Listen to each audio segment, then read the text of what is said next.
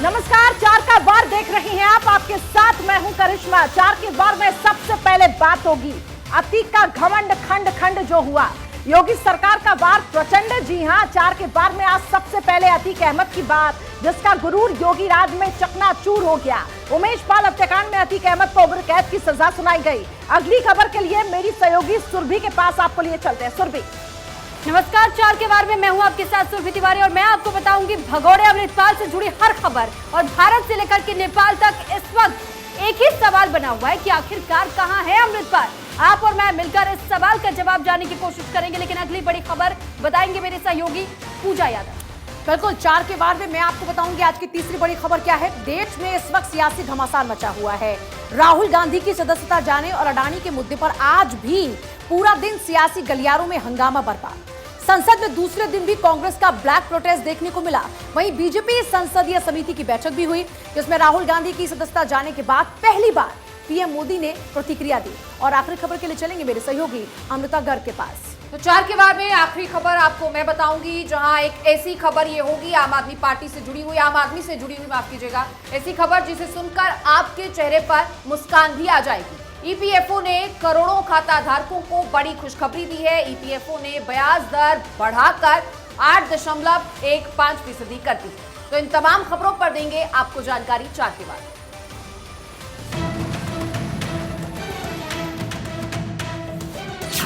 योगी ने पूरा किया प्रण, मिट्टी में मिला अतीक का गढ़। सजा ने डॉन को डराया, कोर्ट में अतीक को रोना आया। उस आदमी को, उसके पूरे परिवार को, चाहे अतीक हो, चाहे अशरफ हो, चाहे उसका लड़का हो, चाहे कोई भी हो, जब तक उनको खत्म नहीं किया जाएगा तब तक ये आतंक चलता रहेगा। जरायम की दुनिया के 43 साल, पहली सजा से अतीक बेहाल। मुझे मुख्यमंत्री जी के ऊपर विश्वास है कि मेरे बेटे का मर्डर का इनको फांसी की सजा सुनाए। अतीक का घमंड खंड खंड, योगी सरकार का वार प्रचंड। योगी सरकार के रूप में उनको एक ऐसा मुख्यमंत्री मिला है जो सही मायनों में अपराध को उत्तर प्रदेश से मिटाने के लिए ईमानदारी से काम कर रहा है। अतीक को सजा बढ़ी, माफियाओं में खलबली। माफिया में खलबली मची हुई है, क्योंकि आपको बता दें बड़ी खबर, प्रयागराज नैनी जेल पहुंच चुका है माफिया अतीक अहमद। कोर्ट से सजा मिलने के बाद जेल पहुंचा है माफिया अतीक अहमद। इस वक्त की बड़ी खबर, उमेश पाल अपहरण कांड में अतीक को उम्र कैद की सजा हुई है। कोर्ट ने तीनों आरोपियों को उम्र कैद की सजा सुनाई। तीनों दोषियों पर 1-1 लाख का जुर्माना भी लगाया। इस वक्त की बड़ी खबर आपको बता रहे हैं, माफिया अतीक अहमद जिसके पापों का घड़ा भर चुका है, अब माफिया को कड़ी से कड़ी यहाँ पे सजा सुनाई जाए, इसकी मांग लगातार हो रही थी। फांसी की यहाँ पे उसको सजा हो, लेकिन फिलहाल आपको बता दें अपहरण कांड में ये फैसला आया है। हालांकि अब माफिया अतीक अहमद को कहां रखा जाएगा ये देखना होगा, लेकिन फिलहाल प्रयागराज के नैनी सेंट्रल जेल में माफिया अतीक अहमद को रखा गया है। वहीं देखिए, उमेश पाल के परिवार वालों का आखिर क्या कुछ कहना है। क्या वो इस जैसे अतीक अहमद को जो सजा मिली है, जिसका ऐलान हुआ, उससे कितना संतुष्ट है? आइए आपको उमेश पाल की मां का बयान सुनवाते हैं। ये फैसला जो आज अदालत से मिली है उस पर मुझे पूर्ण विश्वास था और मिला, लेकिन ये उसका अपहरण केस का है। उसके बाद मेरे बेटे का अपहरण न सुनने दिया न देखने दिया, उसका मर्डर हो गया। तो अब मेरा यही निवेदन है कि अपहरण केस में इसको आजीवन कारावास हुआ है, लेकिन बाद में मेरे बेटे का मर्डर हुआ। मेरा बेटा कलम की लड़ाई लड़ता था, बम गोली की नहीं लड़ता था, इसलिए कलम की लड़ाई को उल्लंघन करके काले कोट खाकी वर्दी की बेइज्जती कर दी। इसलिए मेरा यही निवेदन है, जो भी अदालत फैसला दे, मुझे मुख्यमंत्री जी के ऊपर विश्वास है कि मेरे बेटे का मर्डर का इनको फांसी की सजा सुनाए। तो नैनी सेंट्रल जेल के बाहर हलचल फिलहाल तेज हो चुकी है, क्योंकि अतीक अहमद वहीं पर पहुंचा है। अपडेट्स के लिए मेरे सहयोगी विमल श्रीवास्तव नैनी सेंट्रल जेल के बाहर से जुड़ चुके हैं। विमल, क्या जानकारी है? अतीक अहमद को क्या वहीं रखा जाएगा? आगे पुलिस का रूट प्लान क्या है और फिलहाल क्या हलचल, क्या तस्वीर है मौके से? देखिए अभी मुश्किल से 3 से 4 मिनट में अतीक अहमद और उसका भाई अशरफ और उसके साथ साथ मोहम्मद जो उनका वकील था हनीफ उर्फ उसको यहाँ पर लाया गया है और सीधे नैनी सेंट्रल जेल के अंदर अभी गेट के अंदर ही गाड़ी खड़ी हुई है। अभी उसको जेल के अंदर नहीं रखा गया है, लेकिन अभी कुछ फॉर्मेलिटीज होती हैं जो न्यायालय के बाद जो होता है कोर्ट के आदेश के बाद यहाँ पर लाया जाता है, उसके बाद कुछ फॉर्मेलिटीज होती है, उसके बाद इनको कारागार में डाला जाएगा। हालांकि अतीक अहमद की अगर बात की जाए तो 100 से ज्यादा इनके ऊपर मुकदमे थे, लेकिन उनके ऊपर कोई भी आरोप नहीं था। लेकिन आज जो मामला हुआ है वो उमेश पाल अपहरण कांड में उनको दोषी ठहराया गया है और साथ ही साथ उनको सजा भी सुनाई गई है। तो कहीं न कहीं अपने आप में एक ये बहुत बड़ा फैसला है और योगी सरकार ने जिस तरीके से कहा था कि उत्तर प्रदेश में माफियाओं को हम मिट्टी में मिला देंगे, तो आज ये पहला ये समय है जो इस तरीके से अतीक अहमद को। ठीक है विमल, बहुत शुक्रिया आपका तमाम जानकारी हम तक पहुंचाने के लिए। और अब खबरों में आगे बढ़ते हुए आपको पंजाब से जुड़ी खबर बताते हैं। दरअसल वारिस पंजाब डे के चीफ और खालिस्तान समर्थक अमृतपाल सिंह की गिरफ्तारी के लिए भारत से लेकर के नेपाल तक पुलिस चौकस नजर आ रही है। अमृतपाल को लेकर के करीब 11 दिन बाद भी पंजाब पुलिस के हाथ खाली नजर आ रहे हैं, लेकिन वो पुलिस की पकड़ में नहीं आ रहा है। हाल ही में उसके नेपाल में होने की जानकारी सामने आई थी, जिसके बाद से भारत सरकार ने नेपाल सरकार को इस बारे में अलर्ट किया और अब जानकारी यह है कि भगोड़ा अमृतपाल को लेकर के नेपाल में हाई अलर्ट जारी किया गया। नेपाल में भी अमृतपाल सर्विलांस लिस्ट में शामिल हो गया है। भारतीय दूतावास ने नेपाल सरकार इस मामले में एक लेटर भी भेजा और इस लेटर में अमृतपाल से जुड़ी हर जानकारी दी गई है। साथ ही उसके लिए हुलिया उम्र और साथ ही डिटेल्स भी साझा की गई है। भारत सरकार ने नेपाल सरकार से अपील की है कि उसे तीसरे मुल्क भागने न दिया जाए और अगर वो नकली पासपोर्ट की मदद से भागने की कोशिश करता है तो उसे गिरफ्तार कर लिया जाए। इस रिक्वेस्ट के बाद नेपाल के डिपार्टमेंट ऑफ इमिग्रेशन ने अमृतपाल को सर्विलांस पर रख लिया है। हालांकि एक एक करके इस बीच कई सीसीटीवी फुटेजेस सामने आए थे, जिसमें कि उसके साथी पप्पल प्रीत को भी देखा गया था। दरअसल अमृतपाल को भगाने में किसी का हाथ अगर बताया जा रहा है तो वो अमृतपाल, क्योंकि इस बीच एक और सीसीटीवी फुटेज कुछ दिनों पहले हमने आपको दिखाया भी था कि किस तरीके से बाइक का इस्तेमाल करते हुए पप्पल प्रीत दरअसल अमृतपाल को भगाता हुआ देखा गया था। और उसके बाद अब 21 मार्च 2023 का एक और फुटेज बताया जा रहा है, जिसमें कि कहा जा रहा है कि इस बार हुलिया बदल करके अमृतपाल भागता हुआ नजर आया है। साथ ही साथ देखिए, भगोड़े अमृतपाल को लेकर के भारत में भी पुलिस और एजेंसियां सक्रिय नजर आ रही है। पुलिस के ऑपरेशन अमृतपाल को लेकर के बड़ा खुलासा हुआ। यह खुलासा हुआ है कि अमृतपाल के करीबी दलजीत कलसी को लेकर जानकारी के मुताबिक फाइनेंसर दलजीत कलसी का पाक कनेक्शन सामने आया है। दलजीत के पाक खुफिया एजेंसी ISI के संपर्क में होने के सबूत भी मिले हैं। सूत्रों के मुताबिक कलसी पूर्व आर्मी चीफ बाजवा के बेटे का करीबी है और साथ बाजवा की कंपनी के कलसी के लिंक भी बताए जा रहे हैं। दलजीत कलसी 2 महीने के लिए दुबई भी गया हुआ था, जहां उसके रुकने की व्यवस्था खालिस्तानी आतंकी लांडा हारिके ने की थी और दलजीत कलसी ने दिल्ली में फिल्म प्रोडक्शन का ऑफिस खोला था। दलजीत कलसी के नीरज बबानिया से भी संबंध बताए गए और नीरज बबानिया फिलहाल दिल्ली की तिहाड़ जेल में बंद है। वहीं दलजीत को भी हरियाणा के गुरुग्राम से पुलिस ने हिरासत में ले लिया था। लेकिन अब देखिए कि किस तरीके से एक एक करके तमाम करीबियों पर भी शिकंजा कसने का काम पुलिस की तरफ से किया जा रहा है।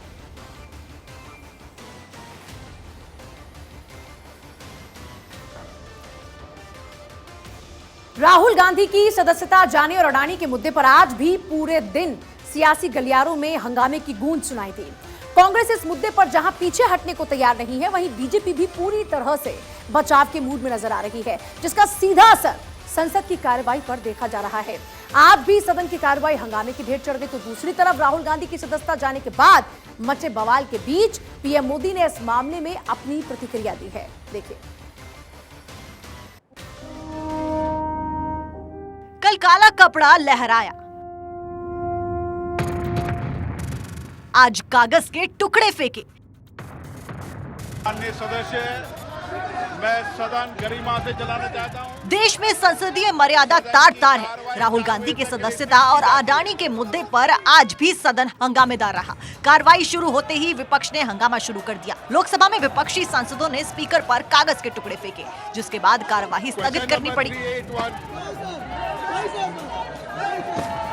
This is not appropriate. The House stands adjourned to meet again at 2 p.m.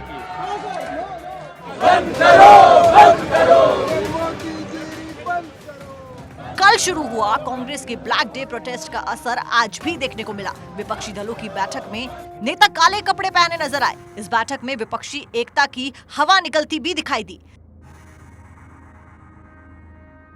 बैठक से शिवसेना उद्धव गुट और ममता बनर्जी की पार्टी नदारद रही, तो दूसरी तरफ राहुल गांधी का बंगला खाली कराने के आदेश को लेकर भी सरकार और विपक्ष आमने सामने नजर आए। केंद्रीय मंत्री स्मृति ईरानी ने कहा कि ये घर उनका नहीं है, ये आम लोगों का है। तो उधर कांग्रेस अध्यक्ष मल्लिकार्जुन खड़गे ने कहा कि सरकार राहुल गांधी को कमजोर करने की हर संभव कोशिश कर रही है। अगर वे बंगला खाली करते हैं तो अपनी मां के साथ या मेरे पास आ सकते हैं, मैं बंगला खाली कर दूंगा। ये देखो, अब वो लोग पूरी कोशिश करेंगे उनको कमजोर करने के लिए, लेकिन घर खाली करे तो वो अपने माता के घर में जाके रहेंगे या कहीं हमारे पास आएंगे, हम खाली करके देंगे।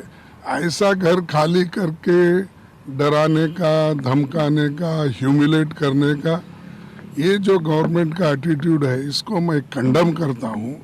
और ये तरीका नहीं होता कि लोकतंत्र में कईयों बार हम लोग 3-3 महीने, 4-4 महीने विदाउट घर रहे हैं। अब ये बंगला मेरे को मिलना तो मेरे को 6 महीने के बाद मिला। तो ये लोग दूसरों को ह्यूमिलेट करने के लिए ये चीज करते हैं। ऐसे एटीट्यूड को मैं कंडम करता हूँ। घर उनका नहीं है, जनता का है। देखिए, कांग्रेस पार्टी इस बात की आदी हो चुकी है कि जैसे अमेठी में गरीब नागरिकों की जमीन हड़पा ली, वैसे ही आज देश की राजधानी में टैक्स पेयर का मकान हड़प लेंगे। तो उधर सदन शुरू होने से पहले बीजेपी संसदीय समिति की बैठक की गई।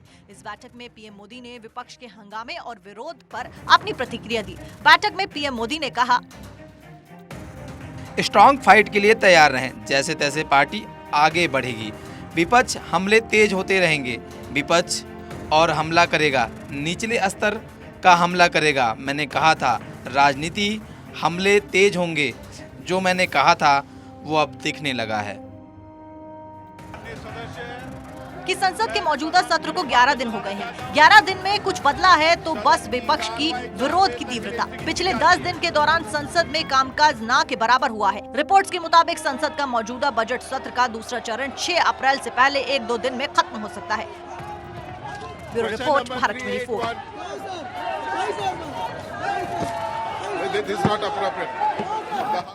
और उधर बंगला खाली कराए जाने के नोटिस भेजे जाने के बाद राहुल गांधी ने धन्यवाद पत्र लिखा।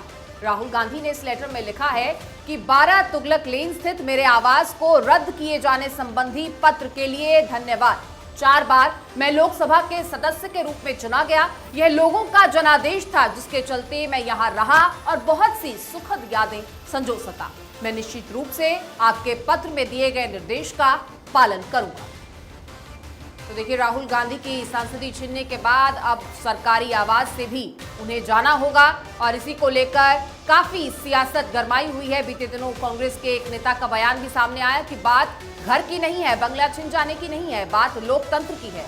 तो इन तमाम मुद्दों के बीच लोकतंत्र को लेकर लगातार विपक्ष की तरफ से सवाल उठाए जा रहे हैं और लगातार जो अदानी विवाद है, हिंडनबर्ग की रिपोर्ट है, उसके आधार पर भी मोदी सरकार को घेरा जा रहा है। और ये 2 मुद्दे इस वक्त विपक्ष पूरी तरह से भुनाने की कोशिश कर रहा है 2024 के चुनाव के मद्देनजर। और इसी बीच राहुल गांधी का ये ट्वीट, जहां वो धन्यवाद करते हैं लोगों का जिन्होंने उन्हें जनादेश दिया, जिनकी वजह से वो सरकारी आवास में रहे और उन्होंने अनगिनत यादें भी संजोई हैं। लेकिन उन्होंने ये भी साफ कर दिया है कि पत्र में जो निर्देश उनके लिए है वो उसका पालन करें।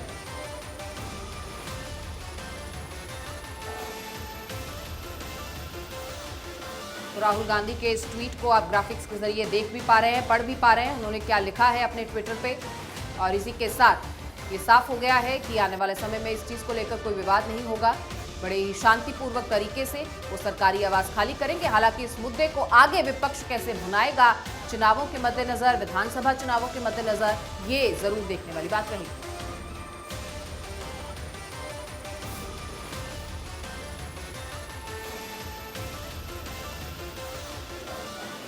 तो चलिए, इसी के साथ 4 के बाद में फिलहाल इतना ही, लेकिन खबरें जारी हैं। आप देखते रहिए भारत 24।